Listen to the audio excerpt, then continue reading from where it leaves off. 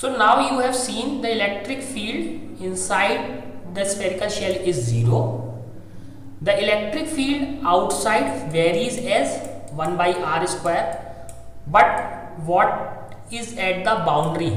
So outside 1 by r square, inside 0, but what is at the boundary? So simply for your class it is good enough that you replace this small r with capital R, the radius of the sphere. However, it is quite difficult and not in your case. Even in the graduation textbook, this case is simply considered as this 1 by capital R square, even in the graduation textbooks, but it is quite difficult, so leave it like this. So you know outside it is 1 by r square, inside it is 0. At the boundary it is simply 1 by r square. Why it is 1 by r square? Because since it is a thin shell, even if you are just above this, so you are little bit outside this, and this work as the whole charge is concentrated at the center of this spherical shell. So if there is a diagram, draw the electric field. So this is the electric field. So it goes 0 0 0 till there is a radius r, then it jumps, then it falls as 1 by r square. Okay, so this is r equal to r. Again see this diagram, how the electric field vary. E is simply as a distance r, so it goes 0 0 0 till there is a radius is met, then suddenly it becomes large, and then it goes 1 by r square. So there is a sharp increase here at r is equal to capital R, and then it again goes down. Now final example of this chapter. So till now we considered as only a spherical shell, Now let us consider if that shell, this example is if that shell, instead of that shell it is a solid shell. So let us understand this example first, then we will solve this. An early model for atom considered it to have a positively charged point nucleus Ze. So here see, there is a positively charged nucleus with charge Ze, where Z is the atomic number. That means there are Z number of protons, surrounded by a uniform density of negative charges up to a radius r. So what they are trying to say, the radius is r and this thing is surrounded by negative charges.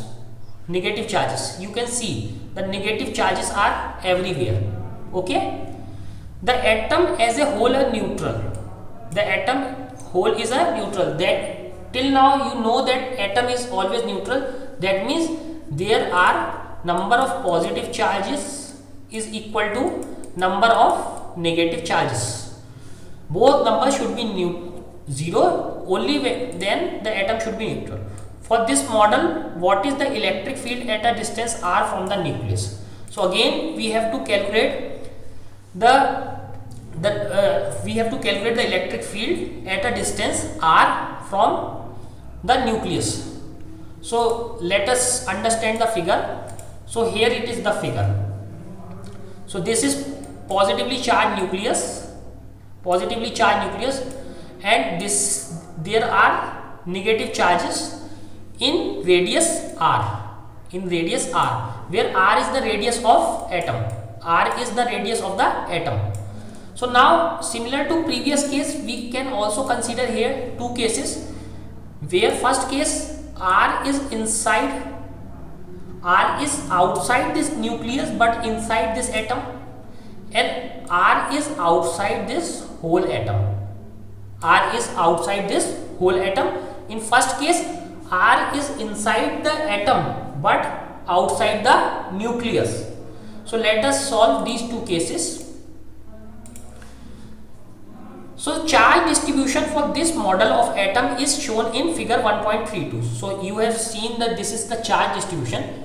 the total negative charge in the uniform charge distribution R must be minus ZE, that we have discussed, that for it to be neutral, if the nucleus has positive ZE, then outside there must be minus ZE.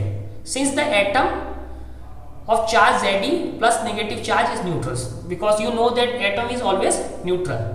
This immediately gives us the negative charge density rho, thus we must have. So what they are trying to say, outside there is a negative charge density.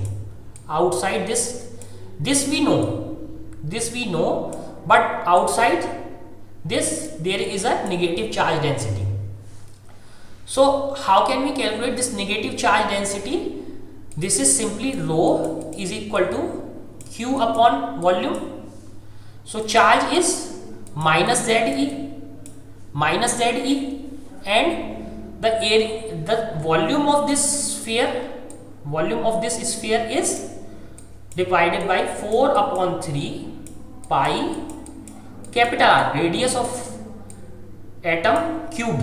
So this 3 goes up, this is simply minus 3 ZE upon 4 pi R cubed. So this is negative charge density. See here. So here we got the negative charge density for this atom, and positive charge is at the center of this. Okay. So let us move further. To find the electric field at point P, which is distance r away. So P is r distance away. It can be inside or it can be outside from the nucleus. We use Gauss law. We know that we are going to apply Gauss law. Because of the spherical symmetry of charge distribution, the magnitude of electric field r depends on the radial distance. This much we also know, that every time its direction is along or opposite to the radius vector r. From same thing what we are seeing, either the direction in this direction or inwards.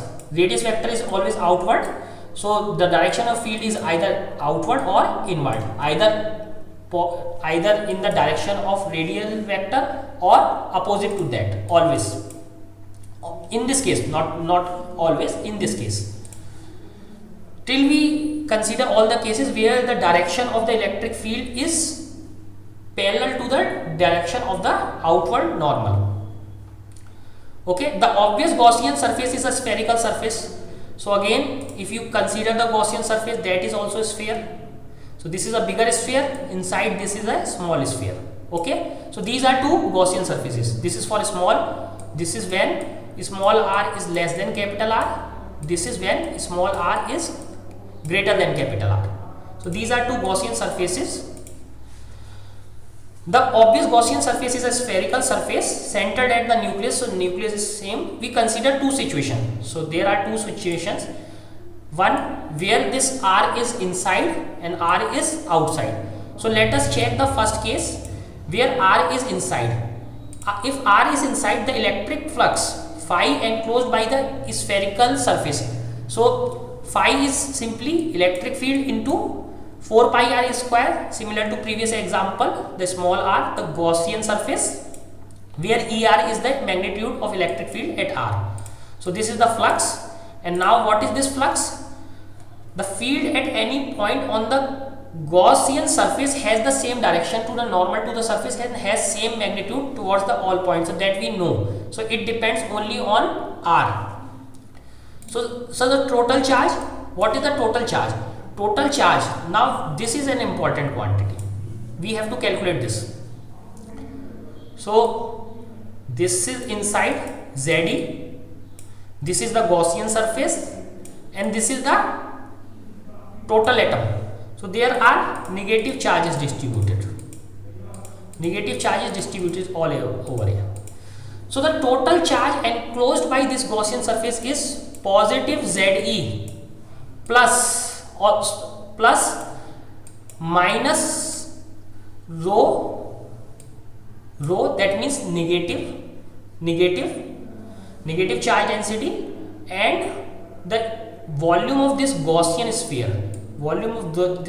sphere, into charge density. This is the total charge enclosed.